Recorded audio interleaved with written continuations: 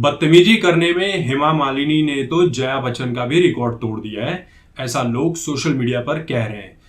हेमा मालिनी जो है बीजेपी नेता हैं और कई बार इनके भी ऐसे बयान, ऐसे तौर तरीके, ऐसी घटनाएं वायरल हो जाती है जिसके बाद ये भी बाकायदा गालियां खाती रहती हैं।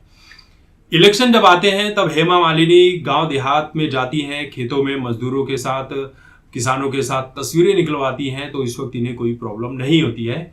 लेकिन अगर कोई फैन इनके साथ किसी और मौके पर तस्वीरें निकलवाने लगे तो इनको तकलीफें होने लगती है।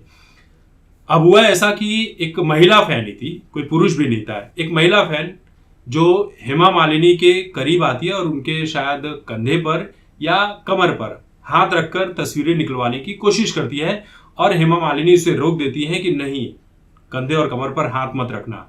अब इसके बाद हेमा मालिनी ट्रोल की जा रही हैं कि फैन के साथ बदतमीजी की।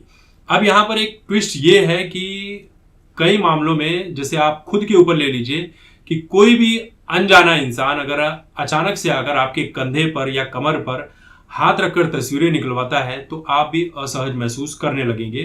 तो यहां पर तो मुझे ऐसा लगता है कि हेमा मालिनी अपनी जगह पर सही थी, लेकिन अगर ट्रोलिंग के हिसाब से, पॉलिटिक्स के हिसाब से देखा जाए तो भाई हेमा मालिनी ही गलत है। इसीलिए लोग कह रहे हैं कि ये तो हेमा मालिनी जो है जया बच्चन की बहन निकली, जया बच्चन के जैसा इनके अंदर भी घमंड आ गया है, ये तो जल्दी ही जया बच्चन का रिकॉर्ड तोड़ने वाली है। तरह तरह से ट्रोलिंग की जाने लगी, कुछ लोग गाली गलौज भी कर रहे हैं। हालांकि मैं फिर दोहराऊंगा कि किसी भी इंसान के साथ बिना पूछे आप उसके कंधे, कमर, कहीं पर भी हाथ नहीं रख सकते हैं। सबकी अपनी एक प्राइवेसी होती है।